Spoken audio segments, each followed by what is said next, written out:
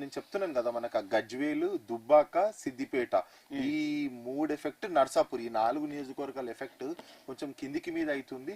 ఇంకోటి అక్కడ ఈవెన్ మెదక్ లో కూడా బీఆర్ఎస్ క్యాడర్ కూడా కంప్లీట్ గా రఘునందన్ రావు పనిచేయమని చెప్పి కేసీఆర్ ఆదేశాలు ఇచ్చినప్పటికీ కూడా అక్కడ బీఆర్ఎస్ క్యాడర్ న్యాచురల్ గా లేదు. ఈసారి ఇక్కడ ఒక బీసీ బిడ్డకు అవకాశం ఇద్దాం, ఈసారి 30 ఏళ్ల తర్వాత మెదక్ మళ్ళీ రాజకీయ చరిత్ర సృష్టించాలి, ఇక్కడ కాంగ్రెస్ పార్టీ జెండా ఎగరేయాలి, మళ్ళీ ఇక్కడ కాషాయం జెండాకు అవకాశం రావద్దని చెప్పి చాలా కష్టపడ్డారు.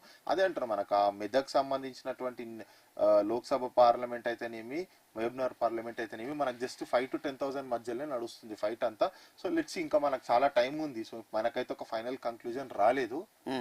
బీజేపీకి మాత్రము 8 స్థానాలు వాళ్ళు లీడ్ లో ఉన్నప్పటికీ కూడా వాళ్ళు 5, 6 రెస్ట్రిక్ట్ అవుతారని చెప్పి మేము అనుకుంటున్నాం. బీఆర్ఎస్ ఎట్లన్నైతే ఖాతా తెరవదు, ఎందుకంటే అది బీఆర్ఎస్ స్వయంకృతాపరాధం. ఇక్కడ భారత రాష్ట్ర సమితి పార్టీ క్లోజ్ గానికి, కొలాబ్స్ గానికి కారణము కేసీఆర్ చేసినటువంటి అత్యంత దరిద్రమైన పాలన, దుర్మార్గమైన పాలన ఒకటి అయితే, కేసీఆర్ మీద తెలంగాణ ప్రజలకు ఉన్నటువంటి విరక్తి ఒకటైతే, తెలంగాణ ప్రజలు కేసీఆర్ ని తన్నారు, ఈడ్చి కొడితే కేసీఆర్ అనేటువంటి పాతాళంలోకి ఎట్లయితే పడిపోయిండో, ఈ రాష్ట్రంలోని రైతులు కానీ, నిరుద్యోగులు కానీ, మహిళలు కానీ ప్రతి ఒక్కరూ ఆ కల్వకుంట్ల ఫ్యామిలీ, ఆ కల్వకుంట్ల కాందానికి సంబంధించిన రాజకీయ జీవితాన్ని అంతం చేయాలనుకుంటారు, అంతం చేసిండ్రు.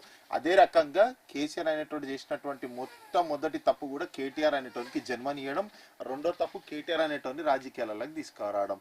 మొన్న కూడా ఏం మాట్లాడుతుండే కేటీఆర్, మాకు 10 స్థానాలు ఇవ్వండి, ఉప ప్రధానమంత్రి పదవికి పోటీ పడతారంట. ఏమన్నా అసలు పనికొచ్చే మాటలేనా అసలు? అంటే ఈ తెలంగాణ ప్రజల్ని ఇంకెంతగానో మోసం చేద్దాం అనుకుంటున్నారు?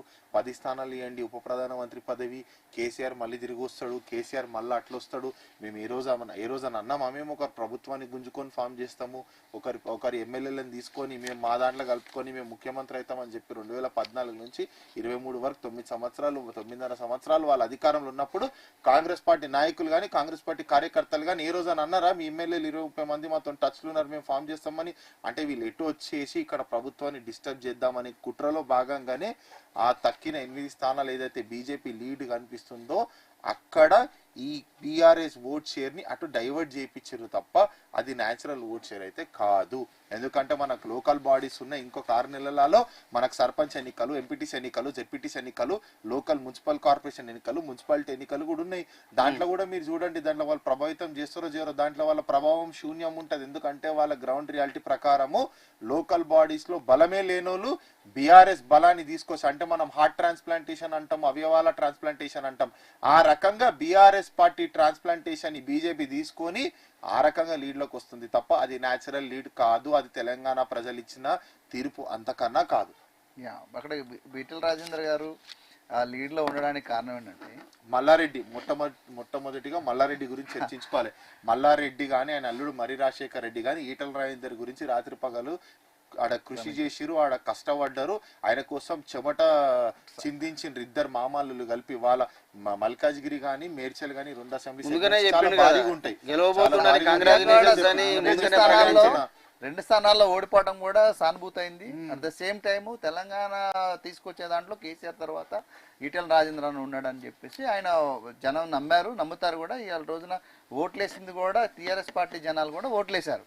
మీరు అనుకున్నట్టు అక్కడ మల్లారెడ్డి గారు అల్లుడు ఉన్నటువంటి వాళ్ళ కాలేజీలో ఉన్నటువంటి లొకేషన్ కాబట్టి కంపల్సరిగా ఎంపీ సీట్ మనం సపోర్ట్ చేస్తే మొన్న రోజు అన్నాడు కదా, నువ్వే గెలుస్తావన్నా అని చెప్పి. అంటే మళ్ళా ఎక్కువ సానుభూతి ఉంది.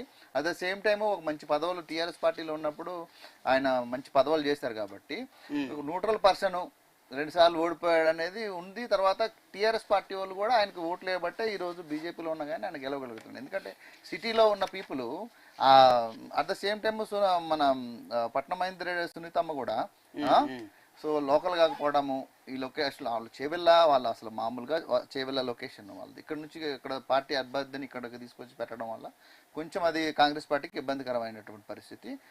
ఈటల రాజేందర్ ఏంటంటే స్టేట్ లో అంతా కూడా ఫాలోవర్స్ ఉన్నారు, ఆయన ఎప్పటి నుంచో సీనియర్ నాయకులు కాబట్టి. అది కాక తెలంగాణ పార్టీలో భంగపడ్డ నాయకుడు ఆయన. తెలంగాణ పార్టీలో టీఆర్ఎస్ లో ఆయన భంగపడ్డ నాయకుడు. ఉత్త పుణ్యానికి ఆయన బయటికి నెట్టారనేది చాలా ఉంది.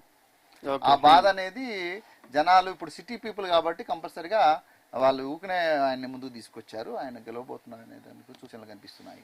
ఓకే, అలాగే ఇప్పటి వరకు ఇప్పుడు బ్రేక్ తీసుకుందాం. ఇప్పటి వరకు ఉన్న ఫలితాలను బట్టి చూస్తే